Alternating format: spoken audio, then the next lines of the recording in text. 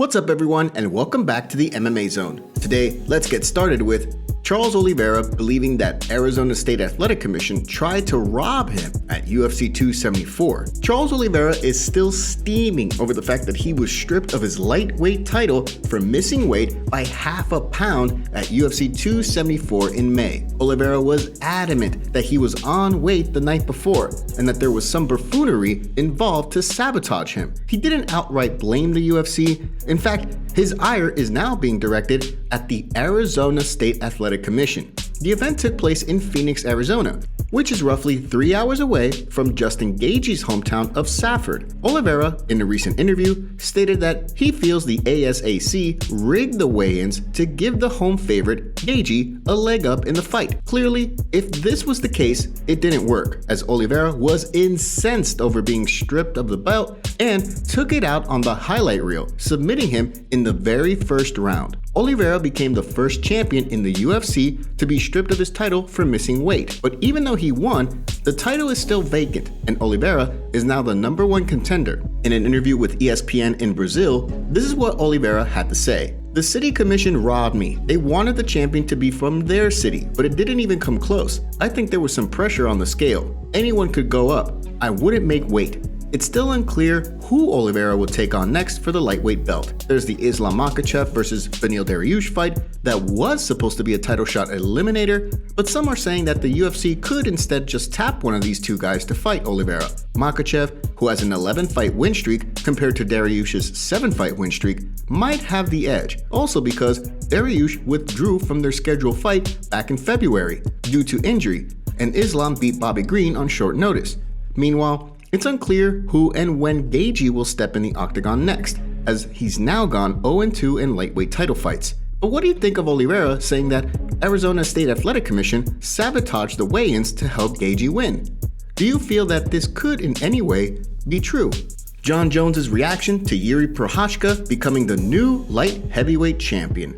Jiri Prochazka and Glover Teixeira went to war for 24.5 minutes at UFC 275 this past weekend in Singapore, with the undisputed UFC light heavyweight title on the line. Both men got into a back-and-forth battle that looked like it was coming to a close multiple times throughout the fight. Ultimately, Prochazka came away with the title after submitting Glover with a rear naked choke with just 30 seconds left in the bout. It was only his third fight in the UFC, but he's already been declared the undisputed light heavyweight champion. He's finished every single one of his opponents in the octagon, not wasting any time in securing the title. He's looked absolutely scary throughout his time in the octagon, despite the tit-for-tat battle at UFC 275. One guy whom Jiri has earned respect from is Jon Jones. The former light heavyweight champion held that same title for the better part of a decade, never losing the belt in a fight, only being stripped of the title due to circumstances that took place out of competition. Jones vacated this title back in mid-2020 in order to move up to heavyweight, but Bones understands how difficult of a division it is to reign supreme over and respects the new champ. Case in point, this is what Bones tweeted after seeing the UFC crown a new undisputed light heavyweight champion in Prochazka. "Congratulations, champ. Jiri earned the right to fight for the title after knocking out two former title challengers in Volkan Ozdemir and Dominic Reyes in back-to-back fights. Now firmly entrenched as light heavyweight champion, Jiri is likely set to take on former champion Jan Blachowicz in his first title defense, or face Teixeira in a rematch. There's also the possibility he could face the winner of the Anthony Lionheart-Smith Magomed Ankalaev fight. Meanwhile, Jones, who is still looking to make his debut at heavyweight, is likely going to take on former heavyweight champion Stipe Miocic later this year, although that's still unconfirmed. What do you think of Jones congratulating Jiri on his achievement? Sean O'Malley signs new UFC deal, reveals his future plans. On July 2nd, Sugar Sean O'Malley will be going for his 4th straight win in the octagon when he takes on Pedro Munoz at the T-Mobile Arena in Las Vegas. This UFC 276 clash will be big for Sugar, as Munoz is ranked number 10 in the bantamweight division, and the win could finally propel O'Malley into the top 10. O'Malley hasn't fought since knocking out Raulian Paiva this past December, as he now pushes forward against ever tougher opponents. He's generated a ton of hype in 7 fights in the octagon, and is still a youngster at 27, just now entering his prime. This is one of the reasons why the UFC re-signed O'Malley to a new multi-fight deal recently, which he himself revealed in a recent appearance on the DC and RC show on ESPN. O'Malley is perhaps one of the best self-promoters in the UFC, and has big plans to make a splash in the future in terms of his bank account. During the interview, O'Malley let it be known what his intentions are going forward in the fight game. This is what he stated. For me, I want to get to a point where I'm making $1 million a fight. Obviously, I'm not there right now, and that's not what I'm expecting to make against Pedro.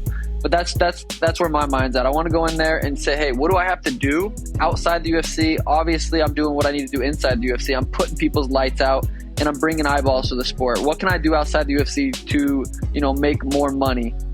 In 2021, O'Malley earned 3 performance bonuses in all 3 of his fights, having finished each of his opponents. What do you think of O'Malley's future plans? And do you feel he will fulfill this at some point in his career? Don't forget to take a second to hit that like button and subscribe to the MMA Zone to stay up to date on the latest fight news. Zabit informs UFC he's retiring. One of the most talented featherweights in recent memory is calling it quits on his MMA career. Zabit Magomedsharipov was an explosive and exciting young Dagestani MMA fighter who never lost in the octagon. He's 18-1 on his career and 6-0 in the UFC. But according to a report from MMA Fighting, Zabit has informed the promotion that he intends to hang up the gloves for good. Zabit has yet to make any official announcement on this front, but it has been rumored for a while that Zabit was kind of done with the whole sport. His last fight was in November 2019 when he beat Calvin Kattar in Moscow. Then, he was scheduled to meet another exciting featherweight fighter in Mexico's Yair Rodriguez in August 2020. However, Rodriguez withdrew from that fight due to injury, and Zabit hasn't been booked to fight anyone ever since. Zabit had one of the flashiest styles in the cage, and while he was lanky and moved a bit awkwardly, he was also very athletic and moved with great skill, and it helped him earn 14 straight wins, including his unbeaten run in the world's biggest MMA promotion. During his 6 fights for the UFC, he earned 4 post-fight performance bonuses and beat the likes of Jeremy Stephens, Shayman Moraes, and Kyle Bochniak in addition to Kattar. We do know he intends to go for his medical degree in Russia. What do you think of Zabit retiring at 31 years old? Are you surprised? Let us know in the comments.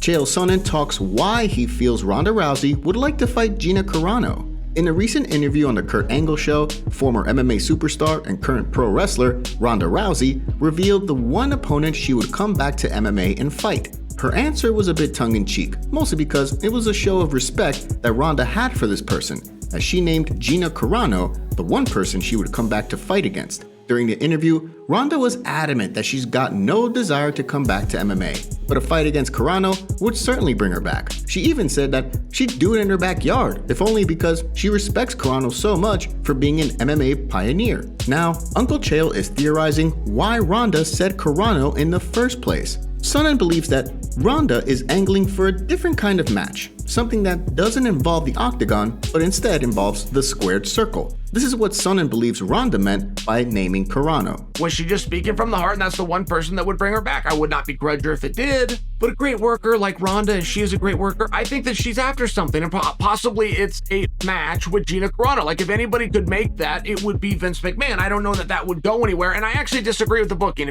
Vince McMahon, the head of WWE, certainly has the money to basically make this a reality, should both of them choose. Since losing her Strikeforce title to Chris Cyborg in 2009, Carano has moved full-time to the entertainment world, appearing in movies and TV series. She's no stranger to sports or entertainment, so could a move to the sports entertainment world be in the cards for Carano? What do you think? Do you believe Ronda meant that the two could square off in the wrestling ring? And if you don't think she meant that, do you think it would be a good move for either of them? Today's video was packed with some juicy stories from the fight world. What are your thoughts about what's going on in MMA? Don't forget to smash the like button and subscribe to the MMA Zone to see more videos just like this. See you next time.